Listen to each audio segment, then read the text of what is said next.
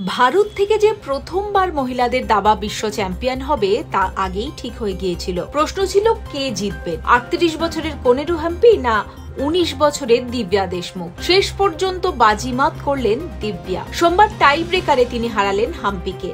দ্বিতীয় rapid game জিতে champion হলেন দিব্যা। দুটো ক্লাসিক্যাল গেম ড্র হওয়ায় খেলা গড়িয়েছিল টাই ব্রেকারে। সেখানে প্রথম র্যাপিড গেমে সাদা খুঁটি নিয়ে খেলেন দিব্যা। তিনি শুরু করেন পেট্রফ ডিফেন্স দিয়ে।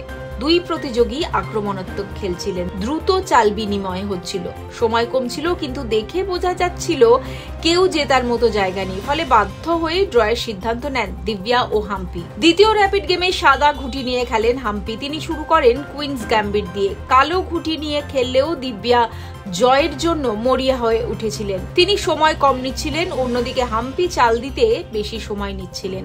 ফলে তার ঘড়িতে সময় কম ছিল। একটা সময় 8 মিনিট এগিয়েছিলেন দিব্যা।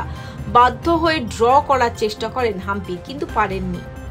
চাপের মুখে একটা ভুল চাল দিয়ে ফেলেন হাম্পি, আর সেটাই কাজে লাগান দিব্যা। 34 চালের পর হার মেনে নিতে বাধ্য হন হাম্পি। নিজের দ্বিগুণ বয়সী হাম্পিকে হারিয়ে প্রথমবার বিশ্বকাপ জিতে আবেগ নিয়ন্ত্রণে রাখতে পারেননি দিব্যা। কেঁদে ফেলেন তিনি। এখন সময় ফলো এবং সাবস্ক্রাইব করুন।